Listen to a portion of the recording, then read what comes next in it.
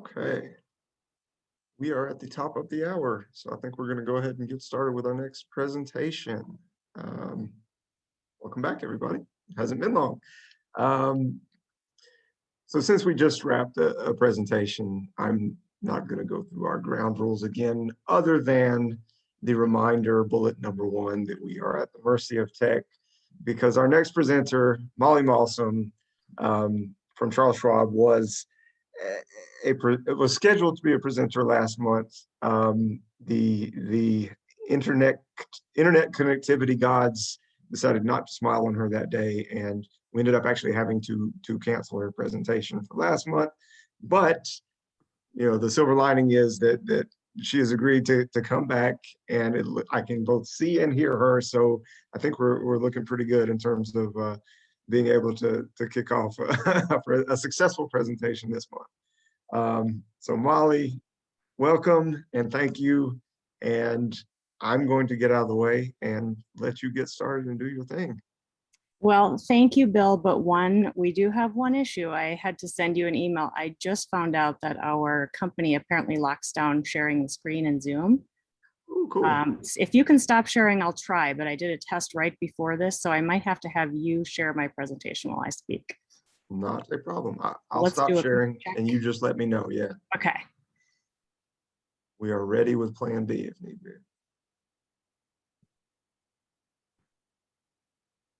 Well, let's see. I actually think it's working. Can you guys see a slide? Oh, wonderful. Awesome. Everything's working. Thanks so much, Bill. And I'm so glad that this all worked out today. And thank you to everybody who's attending. So today I'm going to talk to you about preference testing in the field of user experience research and whether or not you should do it. But before that, I'd just like to tell you a little bit about myself. So I went to graduate school intending to work in the field of political communication. But after my first job in DC, thankfully, in my opinion, I ran away screaming from that field, and I randomly landed in the field of technical writing after doing a job for a former teacher that turned out to be technical writing. And so I did that for 12 years. And then after a while, I got sick of writing instructions for poorly designed interfaces, and I wanted to fix them instead. So I transitioned into the user experience field, which I've been in for the past 16 years. And during this time, I've been somewhat of a Jill of all trades. I've done interaction design, information architecture, taxonomy, research, project management, business analysis. But about 4 years ago, I really decided to solely focus on research because that's the thing that I really like the most and feel the most passionate about. So I've been at Charles Schwab for just about 4 years. And in my experience, I've worked in a lot of different industries and companies of many sizes, but primarily I've been focused on digital online experiences. So that's the focus of my talk today. So what we'll be going over today, I want to start out by talking about the definition of preference testing. And then I want to talk a little bit about how valuable preference testing is as part of user experience research. Next, we'll look at a couple of case studies. And then last, we'll go over some guidelines for this kind of testing. So let's start with the definitions. What is preference testing? And so the way I most often hear people define a preference test when speaking of usability research is showing people some design options to participants and then asking them to choose their favorite. And a usability hub post that I've referenced below lists these commonly used questions that they suggest in preference tests. So questions like, which design does a user prefer? Which design looks the most trustworthy? Which design looks the easiest to use? And other online instructional guides focus on the idea of asking users what seems more usable rather than actually doing some testing on usability. Another thing about these kinds of tests is they often focus on the visual or aesthetic appeal of a design. now that things like fonts and colors and images are increasingly expected to express really complex brand traits like friendliness or trustworthiness. And the Nielsen Norman Group, which is a prominent company in the field of user experience, they have an instructional article referencing how to do preference testing on these kinds of aesthetic impressions, and the source for that is listed below. But I wanted to clarify that that kind of testing is not going to be the focus of my talk today. Some people may debate whether that kind of research on aesthetics is truly usability testing. I want to focus on what we define as traditional usability testing, which is the evaluation and measurement of a product or service by having participants complete typical tasks with it, and then using that format to ask questions about what users prefer or choose when showing more than one design option. So in other words, if you are a user experience researcher and you've been asked to, or you want to evaluate user preference in some way as part of your research, that's what I'm going to be talking about today. And then a reminder, the focus here is on digital products and interfaces. So this information may or not apply to other product types. So just want to be clear on what I've focused on in my career. So next, let's get into how valuable preference testing is as a part of this kind of usability testing and research that I've been talking about.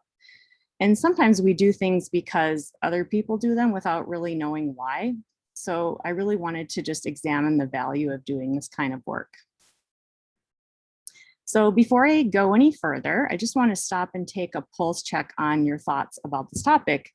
So we're going to try doing a poll, and Bill, oh, great. So fast. Thank you, Bill. So this is the poll, and here's a copy of the actual question. And if you can look at this question and just provide an answer. So it's when sharing 2 or more designs, do you think it's a good idea to ask usability test participants which design they like better? So if you can just provide a quick answer, I'll give about a minute or so everybody can answer. And Bill, if you see it all done before I interrupt, let me know.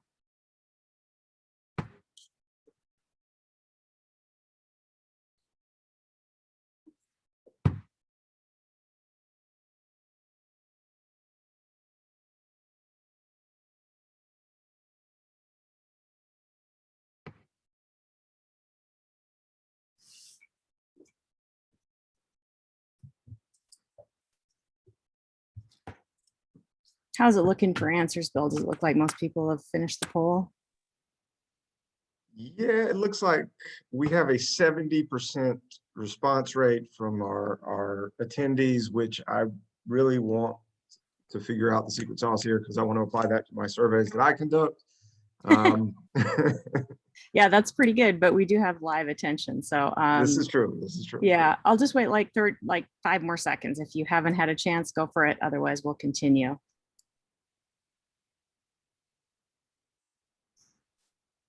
Okay, so you can stop the poll now, Bill, and then just let me know what the answers are and the percentages. I don't know if you can show it or if you just want to say it.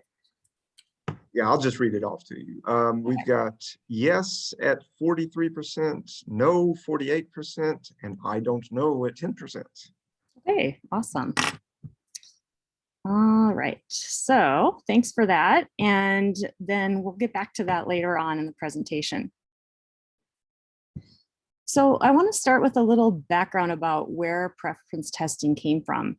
And so I wasn't able to find a really good detailed history on the subject. So I've pulled some information from a few places.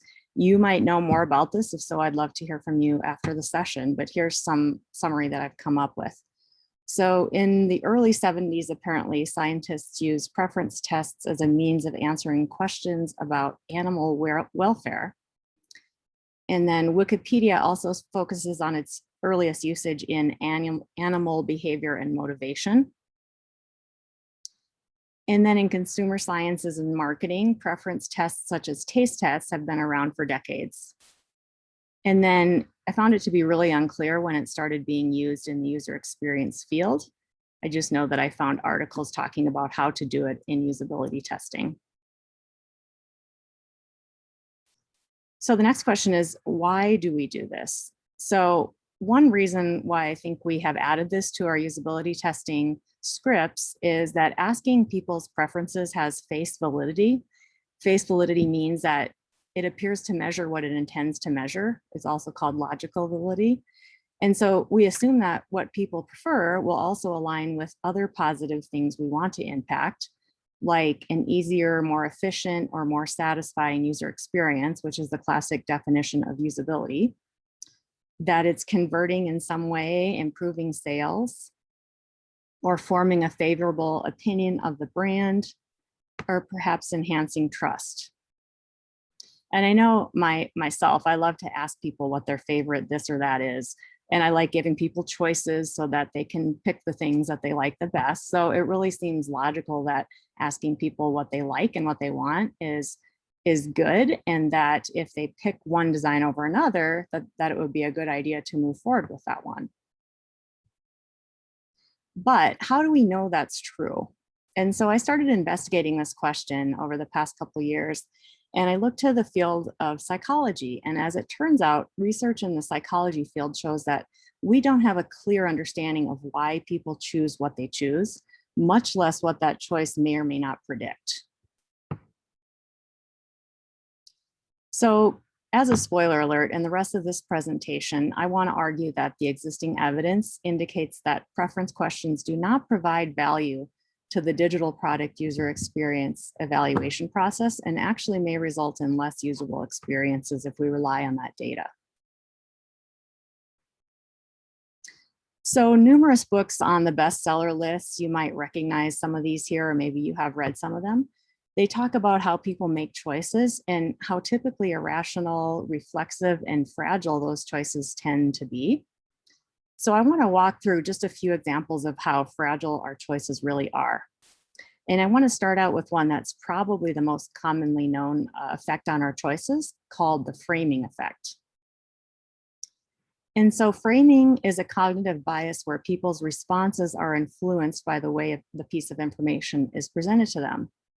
And this is one of a general class, several in a general class of judgment and decision-making fallacies that have identified by researchers.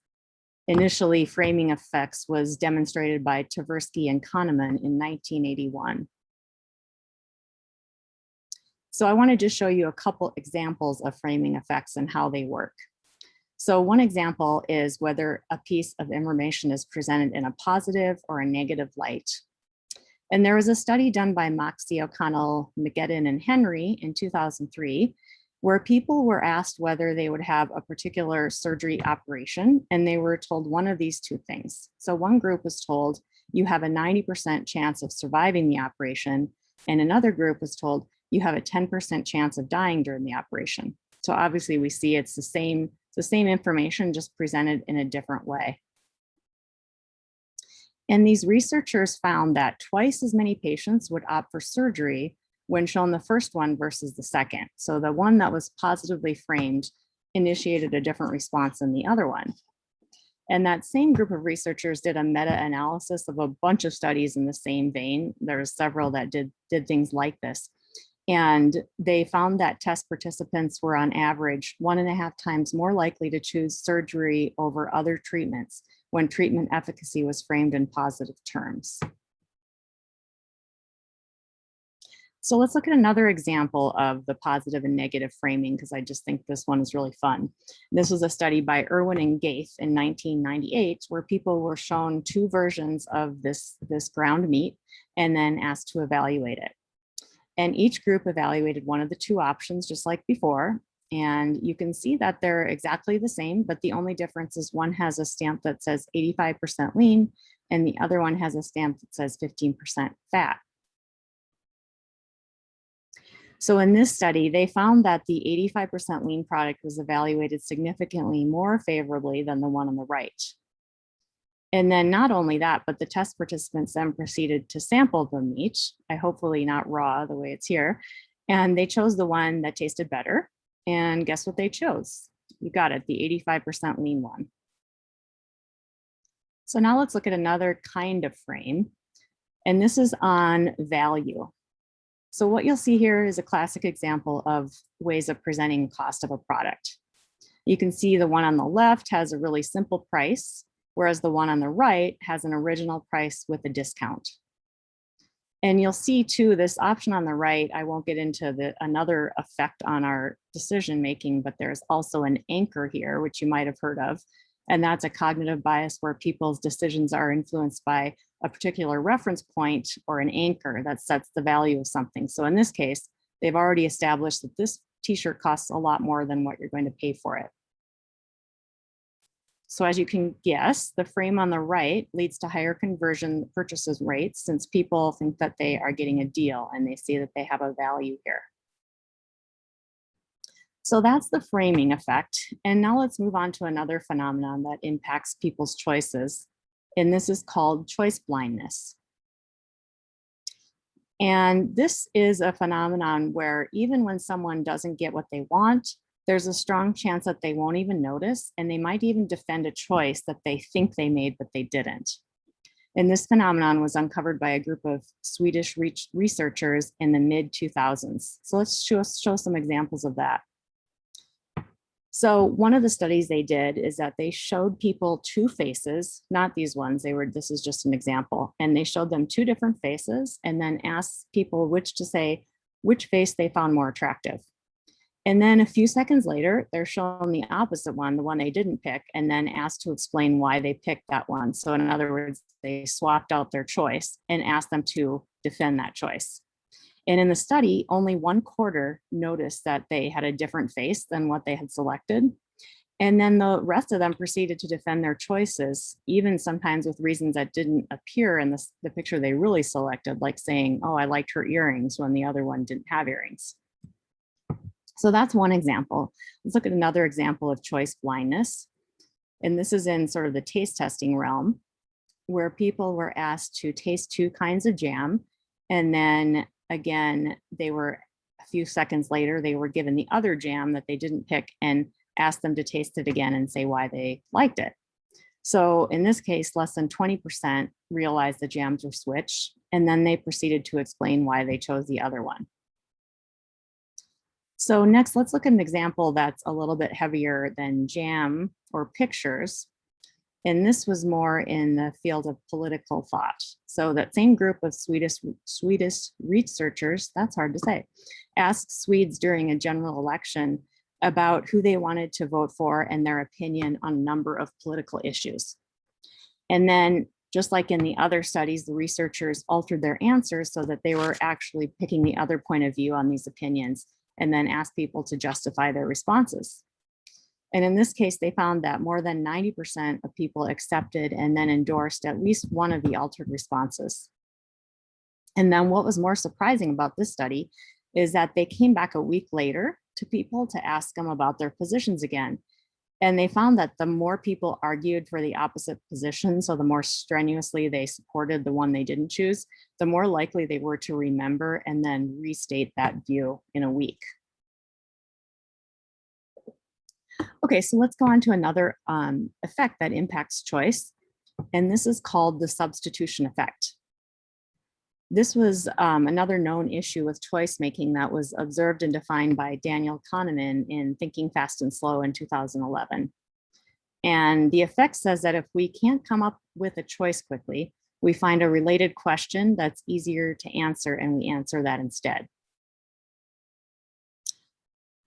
The researchers defined this effect by comparing answers to multiple substitute questions that they hypothesized for questions that weren't easy to answer. And then they found ones that strongly correlated on various psychological measures so that they knew they were getting the right substitute question. So here's some examples of that. One example is when they asked someone, how happy are you with your life these days? They were actually answering, what is my mood right now? So you might be wondering, what does this have to do with preference questions? Well, it's easy to see how this might happen when a person is asked to choose between designs. So if we ask them which design they like better and it's not a fast or easy choice, could they be answering questions like which one has my favorite color, or which one has an image I react to more favorably, or which one looks shorter? And this will kind of come into play in the next choice or the next effect on choice. where we might be seeing some evidence of this substitution effect. And that's called the aesthetic usability effect.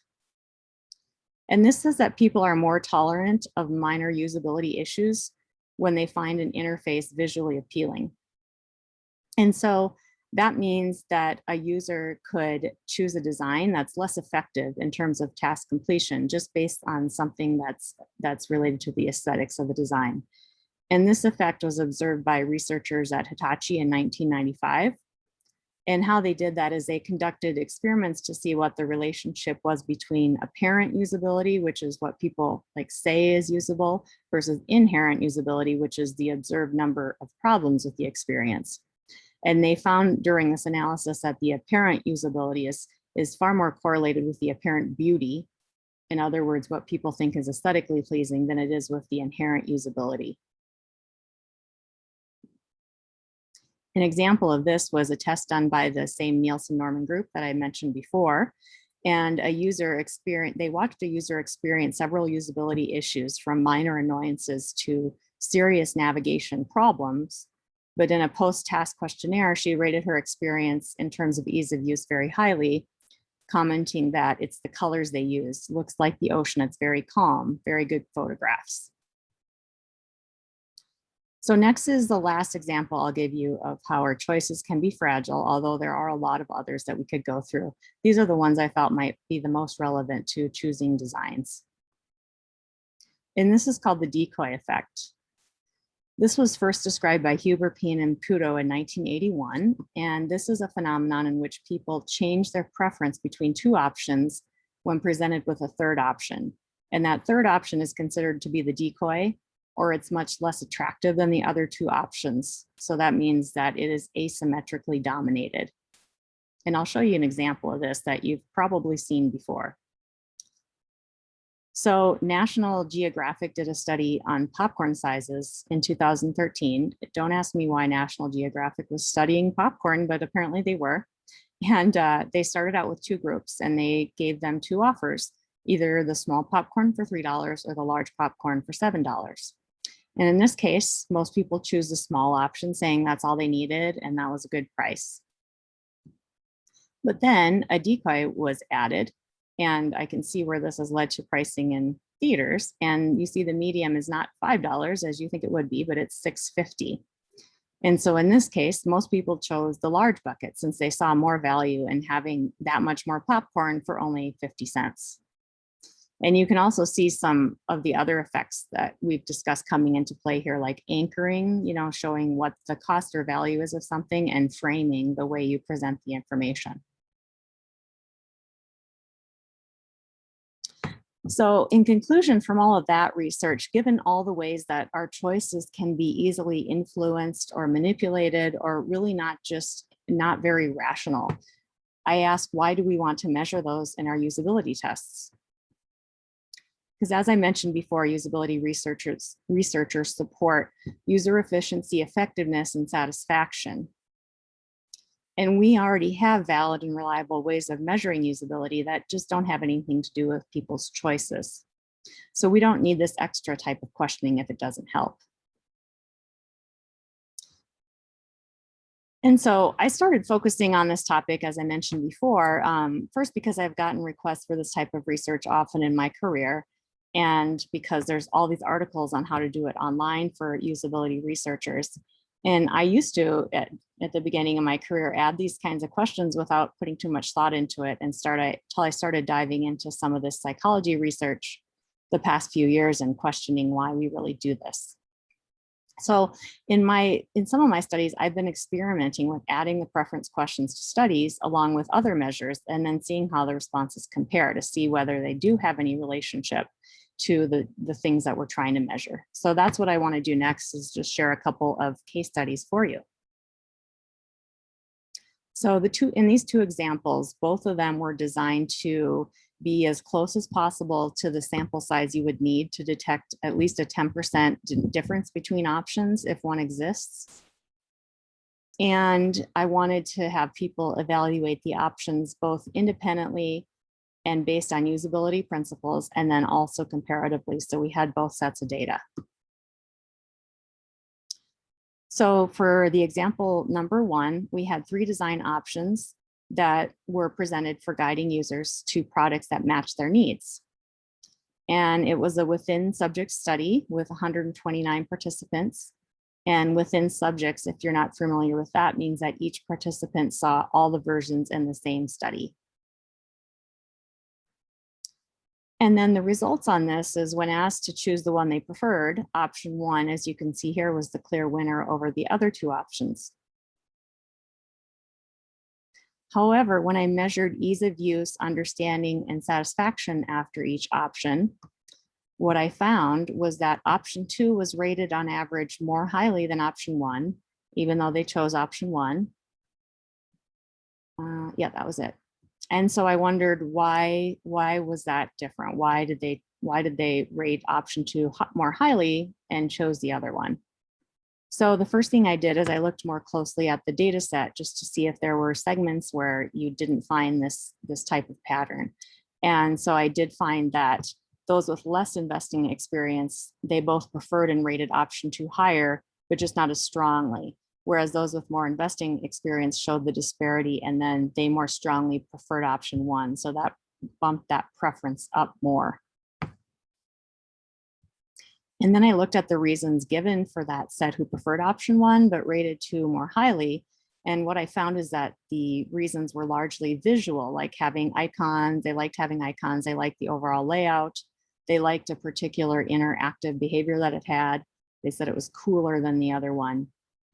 And so here you can see where some of those decision-making effects that I talked about earlier could have a play.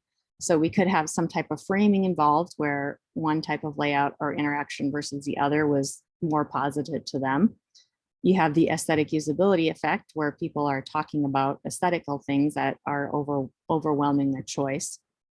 There could be a decoy effect here. We had 3 options, and although that number 3 wasn't specifically meant to be a decoy, it was the existing design that we knew had some issues. So it could have had a play there as well. And then let's take a look at another study. In this one, again, we had 3 design options presented for displaying projected income from an investment over a given time frame. And we were challenging the assumption that a line chart was the best way to do this. Again, this was a within subject study, and we had 160 participants with this one. And then when we asked to choose which one they preferred, option 1 was the clear winner. And here, because of the data type, I was able to show the confidence intervals. So you can see that this option 1 significantly was chosen over the other 2.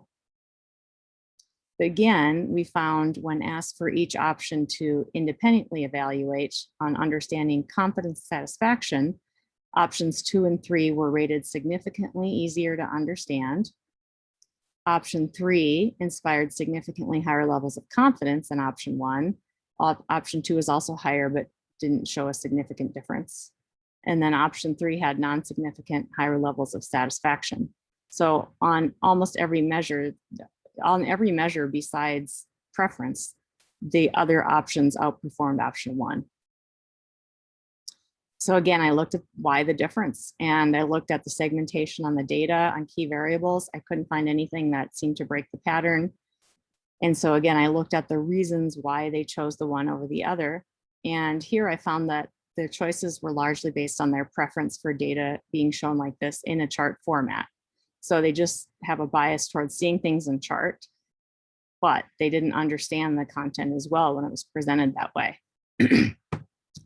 So again, here we can see possibly several effects coming into play: the framing, the type of interaction that's presented, aesthetic usability effect could have played out here as well. And we also had kind of a decoy in here. It wasn't meant to be like for sure the worst one, but we thought it was probably not as good as the other 2.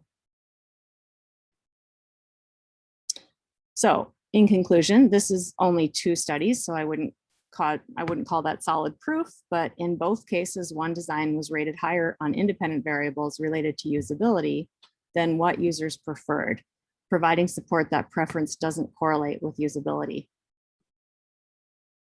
And maybe future studies will find positive correlations with maybe with usability or with other outcomes that would be considered desirable. So that's an area of research opportunity. So maybe there's higher conversion rates, and then that'd be kind of a question because we'd wonder why something less usable was converting in a different way. But there's definitely some opportunity to do more research here. So I've shared a lot of information for you about why I've concluded it's not a good idea to include preference questions in usability testing. So I wanted to go back to that poll question we asked at the beginning and ask the same one again, and just see whether any of this has changed your mind. So no pressure, you know, if you said yes before and you still think that, go ahead and answer the same. If you've changed it, provide another answer. And I'll wait another minute this time for everybody to answer the poll.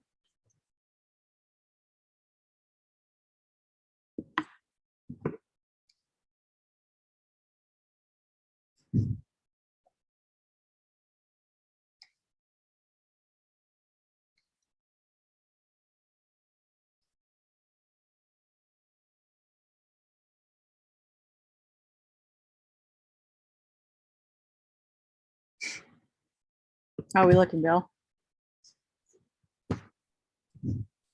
Oh, looking good. We've already got over 2/3 of our attendees voting. Everybody's quick on the draw here. Okay, well, let's hear the results and move on then. All right, we've got the yeses at 33% and the nos at 67%. Zero I don't knows this time. Great. Well, that makes me happy. I've changed some minds, but I'm really interested to hear from the people who still think yes afterwards, because that will be a great conversation in the Q&A. So before I go to that part, I just wanted to provide some guidelines. So if I haven't convinced you not to include these in your tests, or if you're unable to like win an internal battle and you still have to do it, here are some guidelines to make it work the best for you. So the first one is just asking for people to tell you why they made the choice. So just ask them to explain, and then carefully analyze those results to separate responses that don't relate to anything that truly impact usability and that likely come from one or more of the decision-making effects we discussed, so that you have that information. And just a little warning, as I mentioned, people don't always know why they make a choice, so they might not be able to explain it properly, but this is better than not doing it at all. Second guideline is to measure other dependent variables. So not just asking which ones users like or prefer, but making sure that you do tasks and actually do tasks with the designs and measure other dependent variables that you want to impact with your design options. And some of the common ones in usability is like we measure efficiency by time on task, how long it takes for someone to complete a task. We measure effectiveness by the task success rate or the error rate. We measure overall usability and ease of use with things like the SUS score and the SEQ score. And we measure satisfaction with things like the CSAT.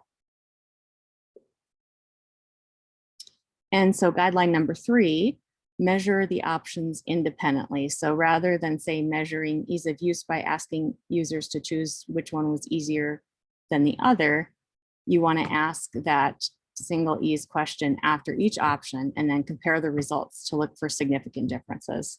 And a warning that this typically requires unmoderated testing for you to actually find significant differences. So that really doesn't work as well with, qualitative testing. And then the last guideline I'd like to propose is to make sure that independent measures overrule the comparative measures. So if comparative results either show some significant difference between the options that the independent measures don't, or if they show a significant difference that is not the same as a significant difference found in the independent measures, then the independent measures should really be the deciding factor. And this is something that you should make sure your team agrees on beforehand. So if you've planned the research properly, you've identified the dependent variables that you want to measure and you've agreed on those. So those should be the most impactful results. So in summary, the definition, we covered the definition of preference testing, how valuable it is, case studies and preference testing guidelines. And one last thing I want to mention, I don't know how reliable or valid preference testing is in relation to many other applications, like in market research. It may turn out to be really valuable in those uses. Although one story that gives me pause in the taste test realm is the Pepsi Challenge taste test and how that worked out. And so for those of you who don't remember or just need a refresher, shoppers in taste tests were asked to compare a taste of Pepsi to a taste of Coke. And Coke was by far the market leader at the time, they still are. And they found all these people picking Pepsi, even people who say they love Coke. And so there was a huge ad campaign around this, which was initially very popular. And they found that while there was an initial jump in sales, it didn't last, and they didn't take over the market as they were hoping for. And so when looking into why, researchers found that because Pepsi was slightly sweeter, it had the first sip preference. So people initially thought this is the better one. But then when they drank a whole serving, they didn't like it as much because it was too sweet. So this also led to the new Coke debacle, if you remember that, where Coke responded by creating a sweeter version of Coke, and that tanked in the market and was hastily yanked from the shelves. So that makes me wonder whether this is as valuable in taste testing even as it might be in, as I'm saying, it is not in the field of user experience testing. So that's my presentation. Thanks for hanging in there with me. And now I'd like to open it up to any questions or comments.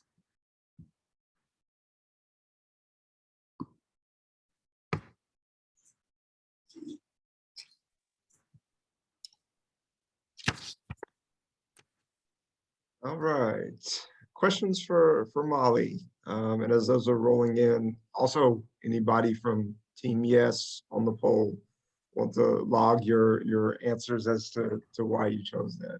I was actually getting ready to give you my why sometimes yes, Molly, but you kind of summed it up as in your conclusions. You know, great for tiebreaker, not to be relied on solely.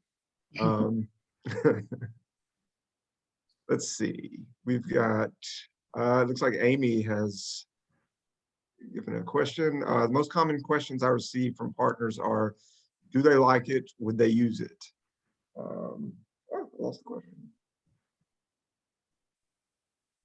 Sorry, do they like it? Would they use it? How do you respond to that, especially when there isn't time for me to pull out your wonderful presentation and walk them through why I don't want to be asking those questions? Amy, that's a good question. I think the short answer is I would ask them, do you believe that if someone likes it, that one's going to be easier to use? And then if they'd say, whatever they'd say, then you could say, can you show me some data on that? Because I could tell you a lot of research that demonstrates that the best way to measure usability is to have people actually doing things. So I think maybe something short like that might be somewhat effective. And, you know, I think I kind of counsel people, and even myself, if you really have people pushing for it, then I think there's not a gigantic harm to adding it if you do use the guidelines that I provided at the end, where you can just frame it. And then, you know, I've shown my groups that's this disparity in people saying what they like and then what works better. And we all agree we'd rather have it work better. So maybe it's a good idea to try it and just kind of show that kind of thing. Maybe you won't get the same results I do, but it's at least if you're measuring independent variables and they match up, then at least you have measured what usability is supposed to measure. Well, looks like Rebecca has two questions, which we will allow. If possible, should usability and aesthetic preference both still be tested, but perhaps completely separately? And then should aesthetics, look, feel, colors, photos be stripped from a usability study as much as possible, or does that add to the reality of the experience? Yeah, both really good questions. I tend to feel that we have a lot of data on what are usable and not usable aesthetic elements. So what, you know, we have a lot of information on what colors are accessible, which things are accessible and usable. And if you're applying those patterns and it really comes down to, one over the other, my thought is if you really find it's important, then put it in your test plan. A lot of times I tend to focus on, can people do the thing? Because if there are aesthetic issues that are getting in the way of them doing a task, then we'll see them in a test. And if you're following just good design patterns and good design principles and making things accessible, those things shouldn't matter quite as much. But if it's kind of like, is this button over here going to result in more conversion? That's what we have A/B testing for. So I think that's perfectly valid for things like that from in terms of aesthetic. In terms of getting at people's emotional impact for aesthetic kinds of things, I don't have as much experience with that, honestly. And I would be somewhat questionable as to how, again, why does that matter? So if someone says, oh, this color makes me feel more trusting than this one, does it really play out in any real scenario that helps us enough? Is the difference significant enough? So that's probably remains to be answered by more research. I personally tend to kind of go away from that. As far as how high fidelity the test can be, I think that really depends on what questions you're trying to answer. So early stages, I think it's great to keep all that out. So you just don't have to have people talking about, oh, I don't like that blue or things like that. You're really focusing on the wireframes and the interaction and the process. And as you get to higher fidelity, you also want to make sure that, the way you've applied this particular pattern and the way it's styled is actually working for people. So it still goes into usability. And then we've all seen where things get into coding and they've totally changed from the way that they were designed. So I always think it's a good idea to try to get testing in the code environment as well. If you have the kind of place where you have designers and then you have coders and they're separate. So I think there's places for having lower and higher fidelity depending on where you are in the process and what questions you're trying to answer. Does that help, Rebecca?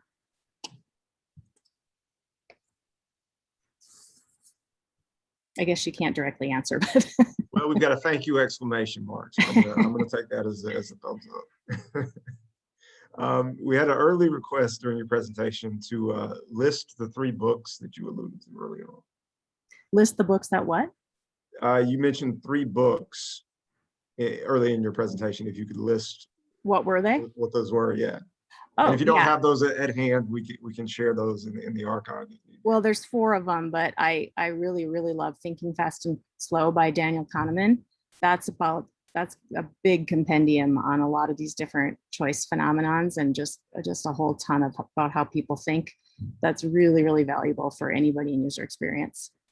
And a couple of the other ones were anything by Malcolm Gladwell is great, but Blink was one that he wrote. And that's where I got the example about the Coke Pepsi. Richard Thaler and Cass Sunstein's Nudge is talking about how people make decisions and how you can possibly help them make good decisions if that's what you think is a good thing to do. And then the last one was Predictably Irrational by Dan Ariely. These are all on the New York Times bestseller lists. And that one is about just the ways we make decisions and how irrational they can be. All really good books. Awesome, thank you for that. I'm just going to do one more round of checking for questions on all of our platforms.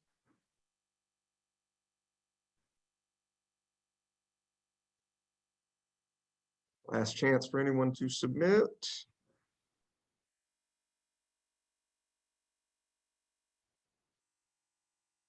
I think everybody's satisfied. Molly, really appreciate it. Thank you so much. Any parting shots? I'm just thankful that you all came to listen to this, and I hope I've changed your mind about how people make decisions. I know I used to think I was a rational decision maker until I read some of this stuff and I realized, oh yeah, I've done that. I do that. And so I think it's really eye-opening when we also have a tendency to think we make better choices than other people, which is really not true. And so I hope you all think about how you make choices and how our users make choices as you move forward in your jobs.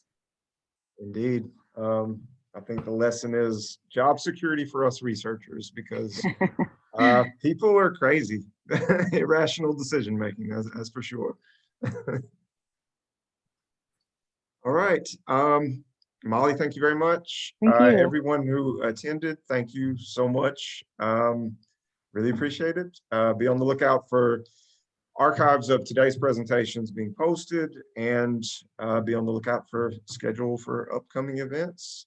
If anyone is interested in presenting, definitely feel free to reach out to me, submit a form, send a smoke signal, whatever you like. Thanks a lot, everybody, and have a good one.